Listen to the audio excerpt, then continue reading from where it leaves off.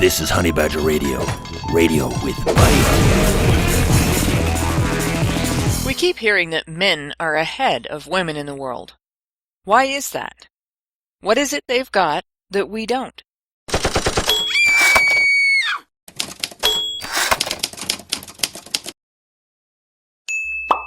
Certain ideologues have a habit of repeating the same discredited talking points on gender differences in several areas of life experience. They've been using those talking points for decades and seem to believe that despite the wide availability of information contradicting them, repetition will maintain their dominance of public opinion.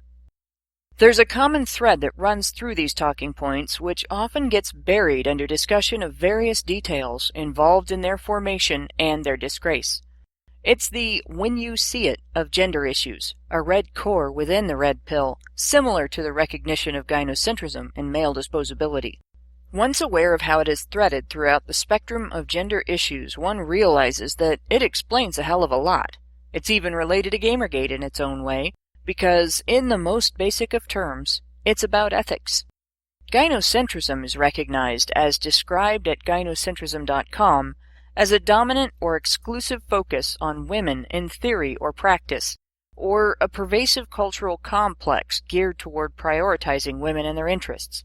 For purposes of gender issues movements, this includes pro-female discriminatory law and policy, as well as behavior arising from social attitudes.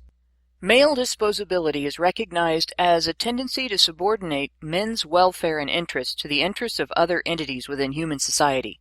We often think of this as men's welfare being sidelined when it conflicts with women's interests or family interests, but this includes the sacrifice of men's welfare for community and government interests, and even the concerns of various interest groups. These concepts are staples in men's issues discussion, and rightfully so, but they're affected by a third factor. In fact, all three are interconnected. That factor would be the accountability gap.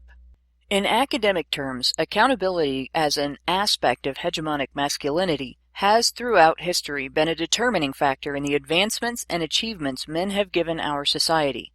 It is the vehicle by which social and legal standards which exist to bring about or support community stability operate. It is the foundation on which innovation and technological developments stand. We have modern conveniences because people, mostly men, respond to adversity, challenges, and necessity by taking responsibility for establishing and ensuring beneficial outcomes and then living up to that responsibility, even to their own detriment. It is the tendency to take personal responsibility for supporting their families or their own interests which leads men to do jobs that come with hazard pay. A sense of community responsibility leads them to go into dangerous community service jobs. Men seek careers in environments that are demanding, involved, and stressful to establish their respectability, their value to their communities, and even their identities, all as a way of taking personal responsibility for earning the responses they want from others. Women's historical standards for accountability have revolved around home and family, and those standards have always been secondary to the standards faced by men. Some of women's standards even involved not hindering men's efforts to live up to the standards they faced. Why? If your husband or father is responsible for your welfare, it only makes sense that you'd be expected to refrain from undermining their efforts to preserve and protect it. As such, there has always been an accountability gap, but historically it existed as a result of society-wide attempts to establish and maintain a formula for community survival and advancement. A natural evolution of society throughout the industrial and tech revolutions could have resulted, as conditions that led to that gap were eliminated, in its narrowing and eventual closing. Some women, however, responded to the division of expectations as if its only impact was on women, its only results were subjugation and harm, only women deserved remedy, only men were guilty of perpetuating that gap, and only men were responsible for ending it. That's how the fight started. Feminists whine when women are expected to earn respect before it will be given, or when the application of accountability standards would place women under obligation or restriction. Civilizations have been built by men who thrive on meeting and exceeding those expectations, but somehow these women believe themselves abused or demeaned if they are not exempt. The feminist movement has instead built a massive scam to siphon money out of men for the purported benefit of women. And they've been successful because men take responsibility for women's welfare. As a result, instead of naturally narrowing to extinction, the accountability gap has actually widened over the course of the last couple of centuries, relying on society's gynocentrism and exacerbating the phenomenon known as male disposability. The interaction of those factors is behind most, if not all, of the issues addressed by the men's rights movement. This can also be seen in controversy around feminism's various talking points and narratives, the counterpoints to which are also usually men's issues. HBR Talk is going to do a series of discussions on some of these issues and their relationship to the accountability gap, beginning today with how that gap helps perpetuate the wage gap myth and what perpetuation of that myth means to men. For years, feminists have been pushing the claim that women are paid 77 cents for every dollar a man gets for the same work.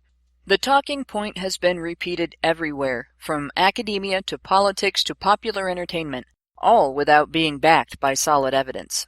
In fact, a comprehensive study commissioned by the U.S. Department of Labor, in which the CONSAD research group evaluated available research on the topic, resulted in a report which pointed out that there was no evidence that earnings differences were a result of discrimination, as feminists claimed.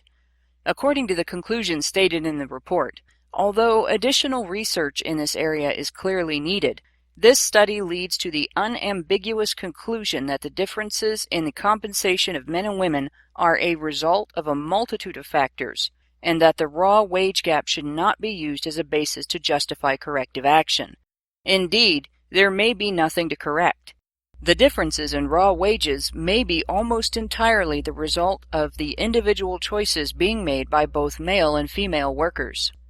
CONSAD found essentially that gender differences in earnings were attributable to gender differences in work habits and career choices. As described in the report's summary, extant economic research has identified numerous factors that contribute to the gender wage gap. Many of the factors relate to differences in the choices and behavior of women and men in balancing their work, personal, and family lives. These factors include most notably the occupations and industries in which they work, and their human capital development, work experience, career interruptions, and motherhood. Other factors are sources of wage adjustments that compensate specific groups of workers for benefits or duties that disproportionately impact them. Such factors, for which empirical evidence has been developed, include health insurance, other fringe benefits, and overtime work. When a worker chooses to limit her hours of availability beyond the expected workplace norm, calls off from work more often than that norm, has extended breaks in her work history, chooses an area of study with lower-paying job prospects, and eschews various higher-paying jobs due to their unpalatable nature, she does so because these choices have off-the-job benefits. Those benefits come at the expense of employment income and benefits. In other words, the shortest interpretation of the findings of the CONSAD report is that when women are paid less than men, it is not for the same work. Feminists argue that women are forced into this position, but that is not the case. The reason there is a discrepancy between the sexes in terms of who makes the involved choices, how often, and to what degree is that the nature of men's responsibility as breadwinners limits their freedom to make these choices, just as the social acceptance of the nature of women's responsibility as caregivers leads to acceptance of these choices when women make them. That acceptance is not limited to times when women make those choices because they are filling the caregiver role. In other words, women have far greater freedom to choose whether or not to work like men than men do. Feminists' response to that information has been to criticize the way men work, claiming it sets too high of a standard, resulting in women's inability to compete in the workplace. They only hold men accountable for meeting expectations placed on them in the workplace, while ignoring any potential accountability for women's exercise of choice in work-life balance. This, even though, were the expectations to which men are subject not met, many workplaces would disappear due to failure to meet the goals for which they exist. In order for your local electric power plant to produce and distribute electricity consistently, the power company must be able to depend on employees being reliable, diligent, and consistent. In fact, It is male workers' greater reliability, diligence, and consistency that makes it possible for workplaces to accommodate women's choices in work-life balance at all. Were men not there to pick up the slack, employers would not be able to allow women the leeway we have in that area because we'd be needed to fill shifts we're less likely to take, on days we're less likely to want to be available, and do so in professional areas we're less likely to pursue. The bottom line is that the wage gap of feminist imagining does not exist. There is an earnings gap, but that is not, as feminists claim, a result of discrimination against women. It is a result of differences in freedom of choice, how that freedom is exercised, and how accountable the employee is to the employer. In addition to the accountability gap that represents, people's tolerance for labeling that phenomenon and its resulting pay differences discrimination is a direct manifestation of the accountability gap.